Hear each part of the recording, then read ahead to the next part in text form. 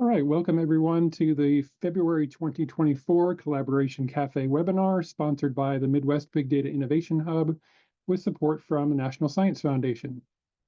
I'm John MacMullen, Executive Director of the Hub, and today we'll be exploring a program from NSF that's focused on data science in the context of human behavior research. And to help explore this opportunity, we'll be talking through the solicitation, looking at some of the prior awards made to Midwest institutions, and we have at least one PI on the call so far from that program who's been awarded one of those projects. So welcome to Daniel Pemstein from North Dakota State University. Glad to have you here today.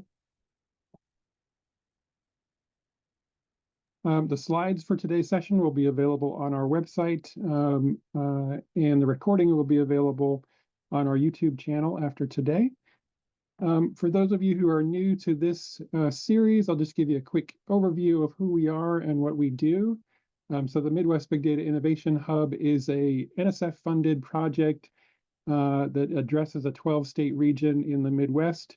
And we're part of a national network of 4 hubs doing similar work, building communities and collaborations around data science and research data activities.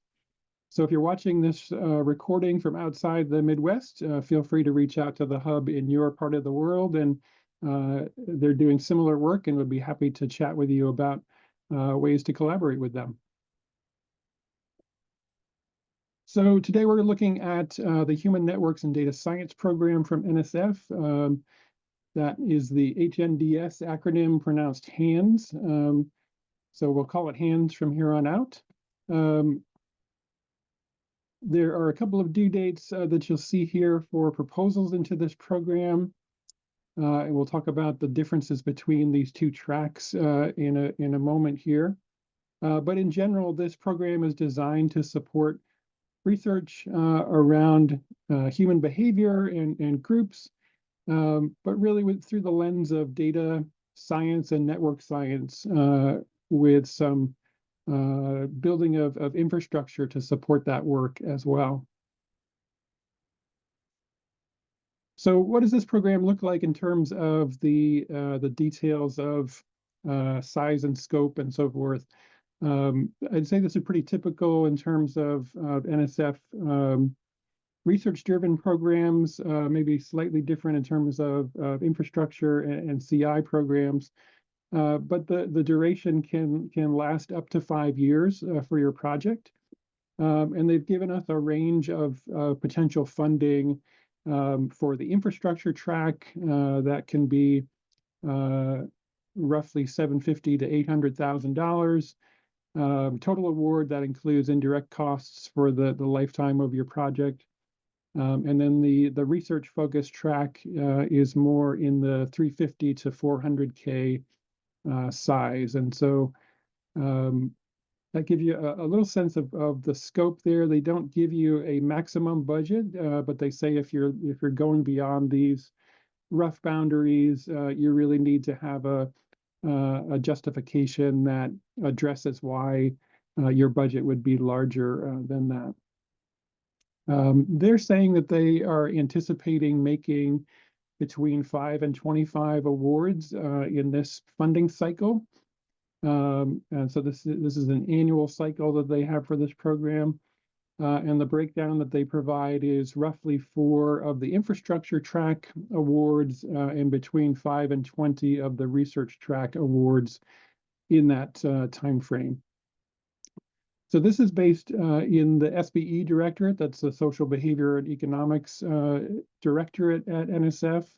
And part of the interesting feature of this program is that the research track is really intended to be proposed into one of the core SBE programs, one of the disciplinary focus programs, with a secondary review by the HANDS program team. And so I think what they're anticipating is that most proposers will have some kind of disciplinary focus within the SBE Directorate. One of the divisions may be your home disciplinary area, and so you would typically be proposing into that But given that this is data science focused, you would have some significant element of your proposal that would have that dimension to it, and so this group would be included as a secondary reviewer of your project.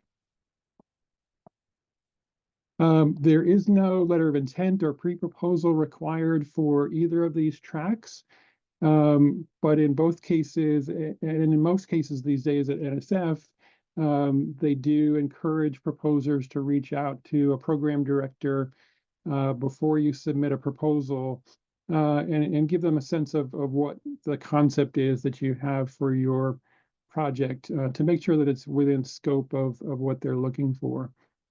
So for those who have not really proposed into NSF much previously, this is a typical activity that to reach out to the program director and have those conversations. As we'll see later in the slides, they have office hours for this program, and so having those conversations is very normal, and you should feel free to reach out to those program directors and have those conversations. When I mentioned the research track being disciplinary focused, there's a couple ways that you can submit that. One is to one of those divisions of SBE focused on your disciplinary work.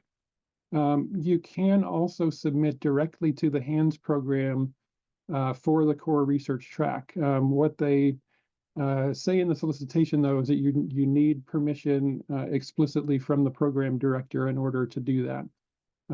Otherwise, you're submitting to your home directorate and checking the second box that says also include HANDS on this. So if you don't have a discipline that you're necessarily targeting, and you want to go directly to HANDS, you do have to make sure that you have that initial conversation with them and get that written permission. Typically, it's an email from the program director to you saying that I approve this as a proposal that can move forward, and that gets attached to your proposal as a supplementary document when you upload that proposal. The only restriction on eligibility that I saw in the solicitation was that you can't be a PI on more than one proposal each annual cycle. So PI or co-PI, you've got to choose one project per year to be on. And so that sort of limits, you got to focus what you're doing that year on a particular project and stick with that one. I wanted to mention a few resources that they have available. There's the program page for this HANDS program, which is pretty typical for the NSF website. It gives you a lot of background on the program itself and links to different prior awards and to the solicitation. But from there, you can also get to a page that lists all of the different infrastructure projects that they have funded in the past few years. So we have that linked here for you as well. It's a nice list of a lot of different disciplines and a lot of different data resources that may be of interest to not only proposers, but end users of these data sets and tools as well. Like many NSF programs, they hold webinars describing the program and the details of the solicitation. And so there is one linked from their site. I'll just caution folks that it is from 2021. So it's a couple of years old now, and some things may have changed in the solicitation since then. And so it is informative to watch that and helps you get to know the program directors, but you want to read the current solicitation and make sure that you're following the most up-to-date guidelines for the program. So those are all NSF resources related to this program. We also here at the Hub track Midwest centric awards in a Google Sheet, and you'll find that linked here as well. I'll put that in the chat for folks as well. And so that can, especially if you're new to this program, taking a look at that and what other people have successfully proposed in the past, what disciplines they come from, what kinds of problems they're trying to address. That can be a great way to understand what NSF is actually funding in this space. And you can really learn a lot, I think, from understanding what those funded projects look like. So thanks to ArmGuard on my team for compiling that for this program and for the other programs that we talk about on this webinar. There's other tabs in that Google Sheet for all of the other programs that we've looked at in the past on this call. All right, so let's talk a little about these two tracks of the program. We won't be talking more today about the core research track because we are focused on infrastructure today. But with my highlights here, you can see some of the differences between the two tracks, where the research track is really focused on theory and using data to advance theory and advance the field by drawing on those resources, particularly HANDS-funded projects that have already completed.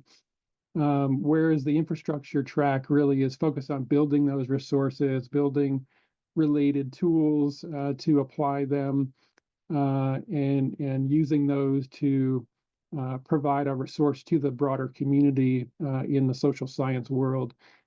So pretty significantly different. If you're not sure about which track to be in, you probably want to think about what you're trying to accomplish. Are you trying to answer a research question?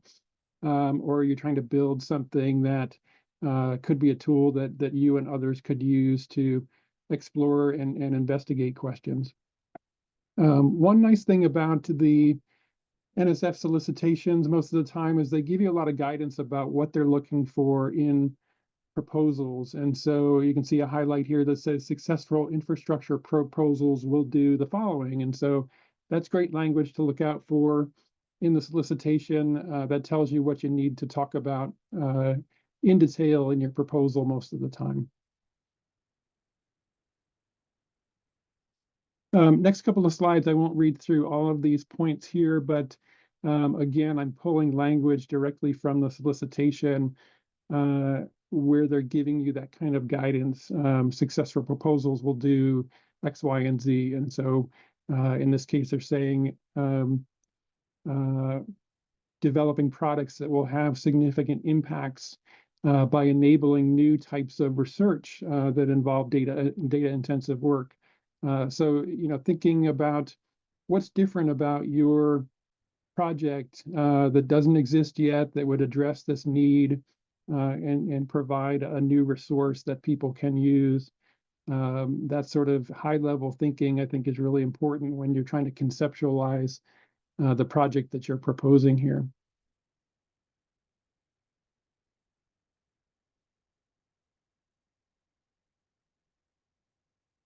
They give you some additional guidance about some of these other elements at the sort of broad science level. What are some of the fundamental questions at more of the IT and CI level? What does the data look like? What are the structures that you're using? What is this? How is this going to function after you build it? What does it look like relative to other projects? In particular, they're interested in how you're going to sustain your project after the life cycle of the NSF funding. So what's the plan to do that? We'll see in a moment that they ask that explicitly for your proposal as well. And then thinking about who is the research community that's involved in this project? How are they directly working with you to provide data or help curate data? Who owns the data? What's the community involvement there? So those governance issues, I think, are really important as well.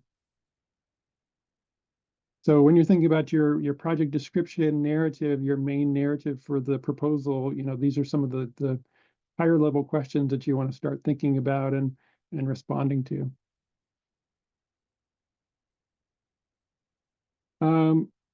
So beyond those typical proposal elements like the project description and your budget and justification, the HANDS program requires proposers to include some other supplementary documents. So for example, a technical plan with details about the resource that you're trying to build here, whether it's a database or a set of tools or other kinds of analytics dimensions. They want to see some of the concrete details of what that's going to look like. Again, sustainability, how is this going to be maintained going forward? Is this a community effort? Is it funded by one institution that's going to be the steward of this going forward? What does that look like in terms of after your initial grant ends? How does that work? And then a couple of pretty standard documents, the data management plan. So what happens with the data that you collect? Where is it stored for the long term? Who has access to it? Are there restrictions around access if some of the data is proprietary or has some restrictions by the providers on that? And then if you have postdocs working on the project, there's always the postdoc mentoring plan needed as well. I think most people are probably pretty familiar with the review criteria for NSF proposals at this point. The intellectual merit and broader impacts criteria are standard across all programs. Some programs do have specific additional criteria that they use with the review panels. Those do not seem to be present in this solicitation, but again, they're giving you some other guidance in the document that says a successful proposal contains these elements to it. So watching out for those, the reviewers will be reading those in particular. So being mindful of those is important.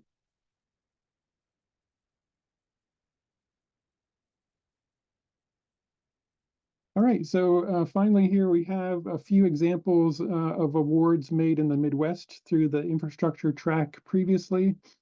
You can get to each of these from the spreadsheet that I shared or from the slides as well. That'll take you to the NSF database record. But we're lucky to have Daniel Pemstein on the line with us here today. So maybe we can chat about your project to begin with here. This is a project where you collected data from all over the world around disinformation, cybersecurity kinds of issues. Tell us a little bit about the goals for this and how you're carrying it out. I think you're a couple years into the work at this point. Yeah, so the DSP is kind of a spin-off of an existing project looking at political institutions around the world. And it relies on essentially expert survey methods. And then we're doing a little bit of extra stuff with the DSP, sort of with real-time data collection. And so, yeah, it's collecting measures from mostly academics, some people in the policy space, on questions of how, sort of like internet law works in particular countries, the extent to which particular countries are susceptible to, misinformation campaigns, a bunch of different indicators of things that we don't have good cross-national data on, right? And then what we're also doing is trying to get sort of more systematic data on the network censorship, downtimes in networks and things like that. There's different projects that do that, but the sampling tends to be not super consistent. And so we're using sort of more consistent methods to do that. So that's the main goal of the project, is just to sort of collect these data on cross-national information about internet politics that we just didn't have before. Mm-hmm. So it's got that element of bringing together data from areas that are not already integrated. So you've got that new collection feature. If I remember reading correctly, you've got some experts who are helping to advise on that and providing data each year. And then maybe some methods to look at data validity or reliability as well. Is that right? Yeah, so I mean, so for this previous project, we developed different statistical tools for just combining information from different experts that disagree with each other, or sort of built on existing, methods for doing that, and just looking at the specific application to sort of expert surveys. And so we're sort of building on top of that a little bit, in terms of sort of improving those methods. So that's sort of the methodological contribution. Also providing software to make it easy to get to the data, which is something that the existing project has, data downloads and an online sort of graphical interface, but in terms of like APIs for gathering data automatically and so forth, that sort of stuff we're trying to build up as well. So in the longer term, how are you thinking about that sustainability question and not only sustaining what you built, but adding to it? This is information that changes pretty frequently. So how does it stay updated in the longer term? Yeah, so I mean that's the tricky part with the project like this. So we have, I don't know, about a little fewer than 1,000 experts, maybe about 800 experts who we recruited for the project. And so right now what we're looking at is sort of biannual updates. So initially we had them provide us data for the last kind of looking over the last 2 decades, and then moving to an annual or biannual update model. And so like a big trick to the project is just like dealing with attrition as people opt out of the survey and so on. And so there's basic costs of sort of maintaining the data set are pretty small. Remunerating experts is a little bit more expensive, right? And then, just having the staff necessary to find new experts when we lose people, that sort of thing. So those are the sorts of things that we need resources for in the long term. And to some extent, we're doing it just kind of partially through support through NDSU, and then also through, grant seeking going forward. That's great. Very helpful to hear that. Sorry, do you want to add to that? Oh, no, I was just going to say, so we've had also funding from firms to do some of the initial data collection, and so we'll probably go back to them at some point as well, right? So there's sort of the standard like NSF type grants. We're also collaborating with people in Sweden, and so there's a variety of social science granting institutions there that have historically supported this kind of work. Okay, great. Very interesting. So we'll come back to you in a minute to hear more about the mechanics of your proposal. But I wanted to just mention for folks interested in some of these topics, we do have a couple of other sessions coming up in this series. Next month, we'll be looking at the NSF Civic program, in particular, the track that they have on climate resilient communities. And so we'll be having a regional discussion amongst folks who may be interested in collaborating on some data science work around local community resilience. And then in April, we'll come back to a program that we've looked at before, which is the NSF Career Program for supporting early career researchers and new faculty.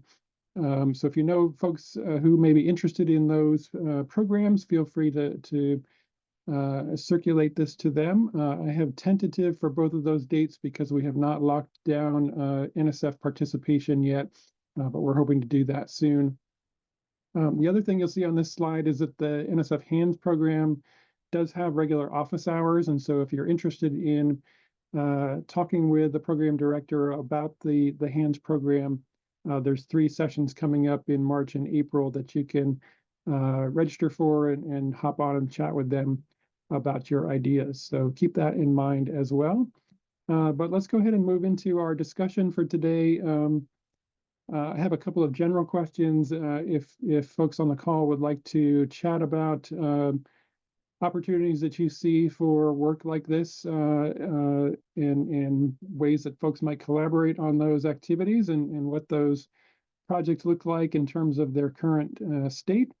But since we do have Dan on the call, I wanted to chat a little bit with you about what you would tell a colleague who may be interested in the Hands program based upon your experience. And so I'll go ahead and stop sharing here, and we can open it up for discussion at this point.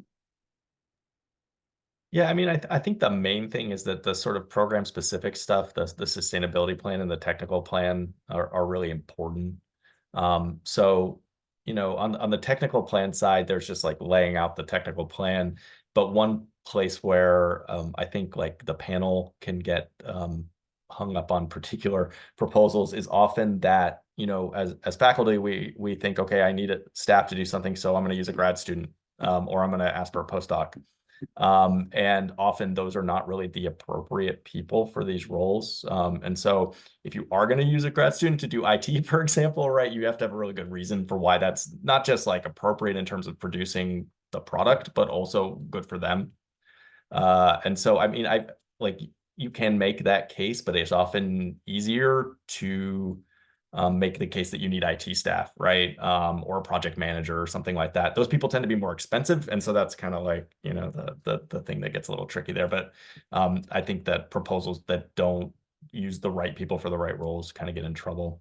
And then the sustainability plan is a big aspect of it as well, right? So NSF wants to fund things that they think will be funded downstream. And just, if you have a strong evidence that you've been good at like getting funding, that can work. But like just being like, we're going to apply for more grants is probably not the most effective way. If you have some buy-in from your institution, for example, that can be really helpful.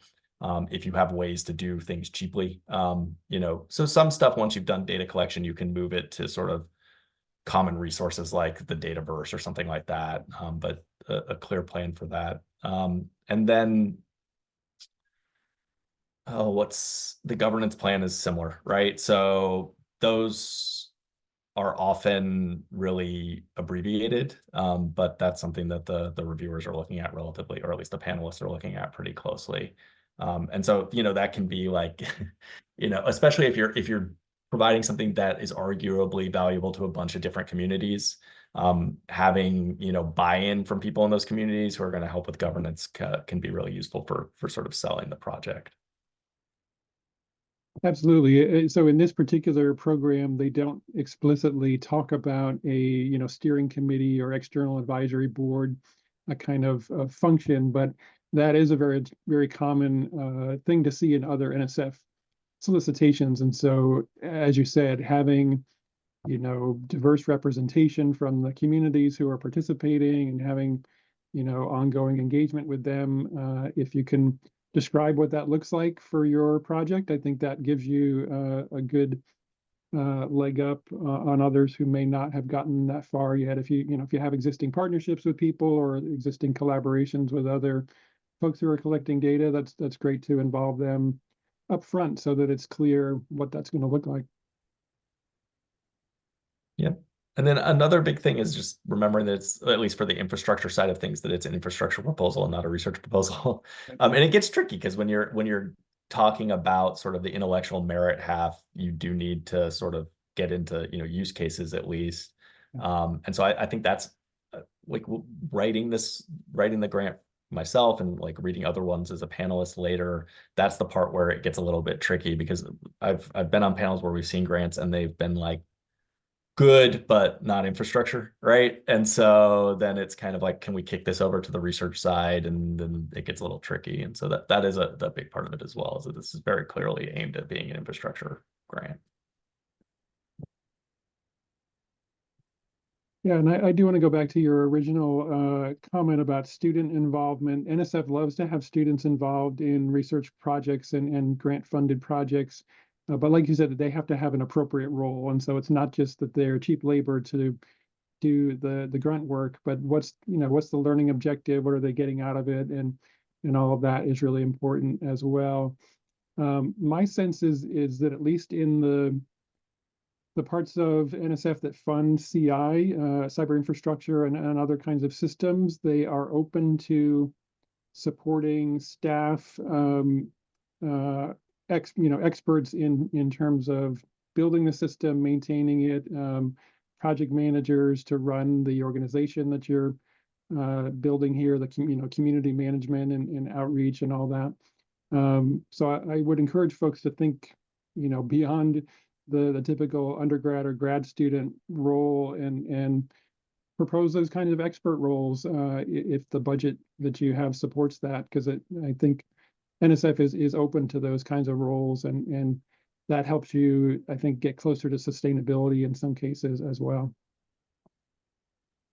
Although I think NSF is also very interested in undergrad research opportunities right now. So like balancing those two things can be useful.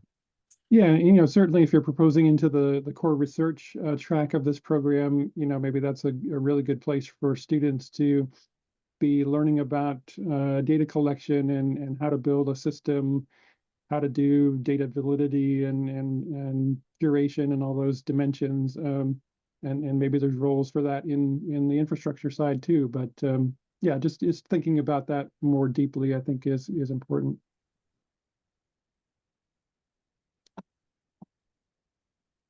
Elizabeth, I'm not sure your interest today, but are there questions that you have or ideas that you have for projects here that we could talk through with you today, or questions for Dan? Yeah, I think some interest in an infrastructure project focused on analytic tools rather than sort of database side of things. I think something that we've been thinking about together is how important is it for a lot of these projects to be across different institutions and sort of multi-institution projects, whether that's seen as a like big plus. And whether that's regionally and things like that. And yeah, I can start there. I think that's a good place to start. Yeah, Dan, in your case, did you have collaborators outside of NDSU, or what was your model looking like? Yeah, so mine was a collaborative project with folks at UNC, Brandeis, and the University of Gothenburg. So pretty broadly multi-institutional. I'm not sure whether for this program that like is necessarily a plus except insofar that it like often, comes along with the sorts of things that they are looking for, which are, sort of a broad use base, right? So like not particularly narrowly focused on one particular research community, for example, especially if, it's interesting to broader society or policymakers or people especially cross-disciplinary, but if you can move it beyond that, I think that's a really big sell, and so that might come with like a lot of multi-institutional involvement, but I think they fund a lot of like single institution grants as well. Yeah, and looking at the list of Midwest awardees, there were others where there were multiple institutions collaborating on things, and if you drill down, sometimes that's about expertise or about access to things. Maybe Dan's got access to the data, and Elizabeth, you've got, the tools and the algorithms, and I've got the outreach and engagement piece. And so it makes sense to put the pieces together that way. But, I guess it depends on the project, what the reason for the partnership is and why you would have a collaboration versus not having one. Yeah, I think that makes a lot of sense. I think you referenced my second question, which is just thinking about strategies for demonstrating and providing evidence for broad applicability, right? That like, I think especially with the like tool, like kind of analytic tools or technology parts of that, right? Like it feels a little bit like a chicken and egg thing, right? That is like, well, none of this research is happening right now because the tools don't exist to do it. And like people might not even be thinking about, right? Like just not even thinking that's a possibility to do within the realm of things. And that can differ across different fields and things like that. But on the same side of it, right? Like wanting to have enough of a like, hey, here's why we need this, right? And people are actually asking for this sort of thing. So I don't know how you all have thought about navigating that. What might be some good strategies for doing that? Yeah, I mean, so I've definitely seen kind of the if we build it, they will come kind of problems with this project or with these sorts of proposals. And so, yeah, anything you can do to demonstrate a user community, right? Especially for tools like that. So like with my project, it was relatively easy because we were building off this initial project and we could provide like, data on the many hundreds of thousands of people using the graphical interface or whatever. And making the argument that data on disinformation campaigns and things like that was, so broadly useful was not super hard for that project, right? But, like parts of the project providing APIs for the data, would people really use those? Those are things you have to think about a little bit. Like, is it worth putting in resources into that? And so that can be a place where if you have like letters of support, that might be useful to demonstrate those sorts of things. You can get kind of creative with it. But yeah, I think that's really important, right? That people will question, especially since you're going to get a panel of people who are unlikely to be specialists in what you're doing since it's so cross-disciplinary. Being able to say like, no, there really are a lot of people who will benefit from this and provide some concrete evidence of that is important in the for these sorts of projects. But it's also difficult. Like there's no one way to do it. Yeah, one of the things that I have seen in some of these cases is developing some of those use cases prior to submitting the proposal by doing some sort of needs assessment in your particular community. And so, reading through some of these project overviews for the current awards, people are talking about, we're going to collect some data, we're going to build some tools to analyze the data, and we're going to provide some case studies about how that works. And so that's great. But if you have use cases in advance that you can talk about in your proposal, then that sounds like that would give it more weight in terms of knowing that there's a ready-made community who would want to use this for something, and it's not just hey, we're going to try to build this and see what happens afterward.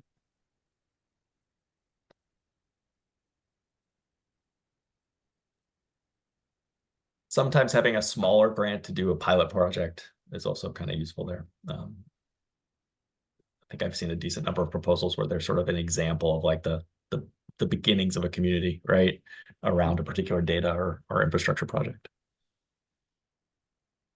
Yeah, I and so think you could have a like an eager grant, which is a small mechanism for small initial work, and that leads to use cases, and then you build something like this. You could be starting from an RCN where you already have a community of people and they know that they need tools or a data set, and so this comes out of that. So yeah, it could come from different directions, I think. Sorry, Elizabeth, I stepped on you for a minute there. No, I think that's perfect. I think I was just saying like we had been looking at some internal funding for some of the pilot aspects of that, but I hadn't really thought about that from the sort of demonstrating right, like finding and demonstrating the community need with that, sort of more on the like technical side. So I think that could make a lot of sense to do that. So that's really helpful. Even some like survey data on like within the groups that you're reaching out to in terms of needs or what they're missing might be useful on that front. Yeah, and sometimes that already exists in the form of your disciplinary organization, professional society or some other working group that you have. You already know that there's a need out there, and so if you've collected some data that you can include in your proposal that captures that would be great. So we have a few minutes left here. Are you guys thinking about other needs that you see in your communities that other people may want to partner with you on, other projects going forward that would make sense for this program? What are you guys thinking about in terms of other projects in this space?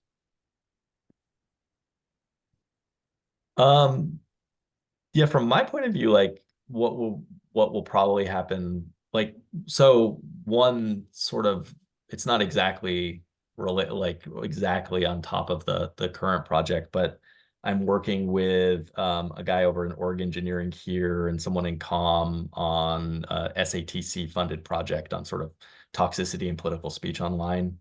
And so that's sort of a spin-off of this because the research project manager / postdoc I hired for this project got involved with the engineers largely because they're both Turkish, and so wrote like a separate paper, and then this sort of idea came out of that. And so that was kind of like a fortuitous spin-off of this. But yeah, I'm thinking of ways to sort of propose research projects using the data that we've collected that then might go towards like hands-on or some sort of, joint proposal, those sorts of things. Yeah, I mean, since this is an annual cycle, it does seem like if you build the tool, then maybe the next cycle you do an hands-on proposal to do some research using your data and your tools, maybe.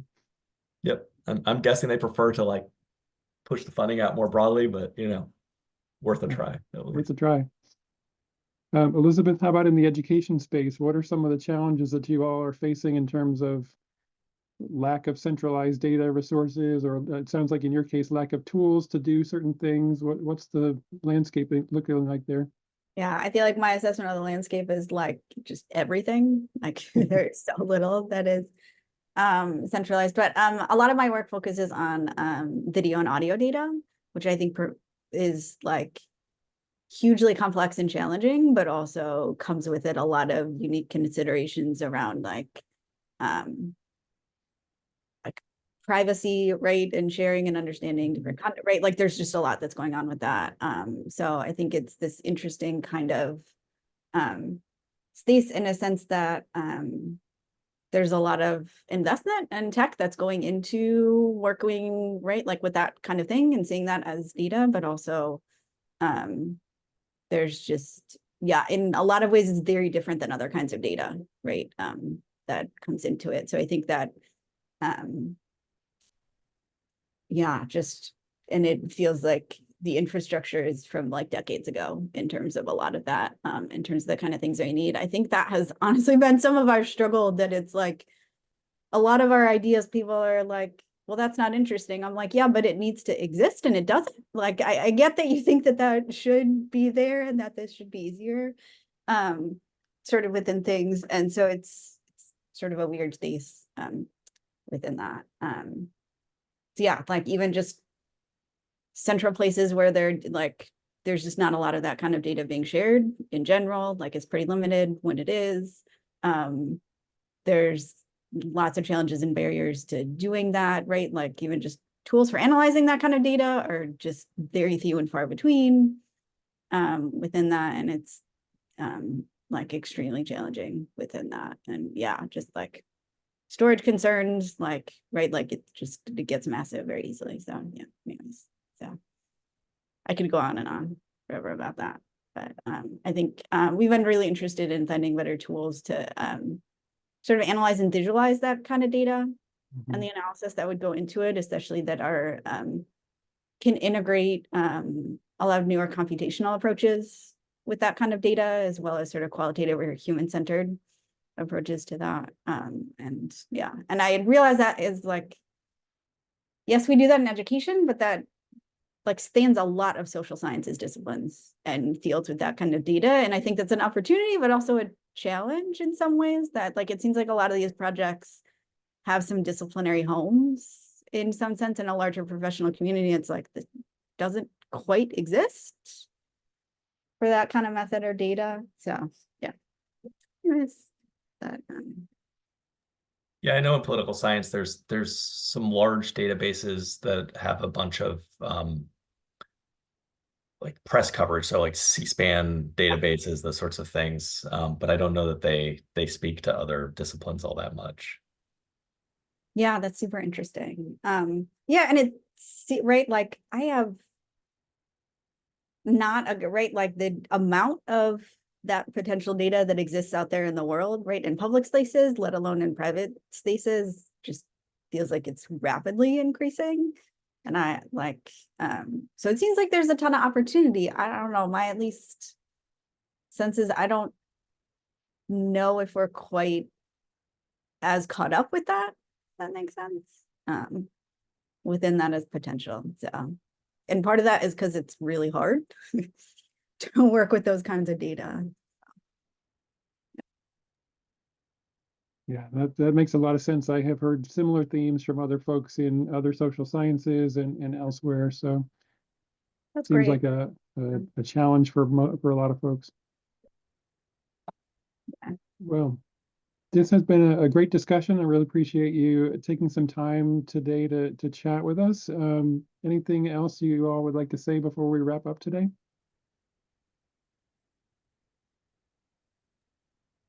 Just thanks for having me. Yeah. Thanks for organizing.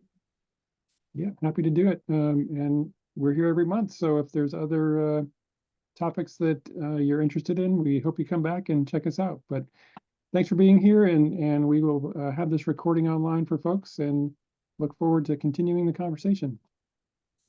Thank you all. All right, thank you.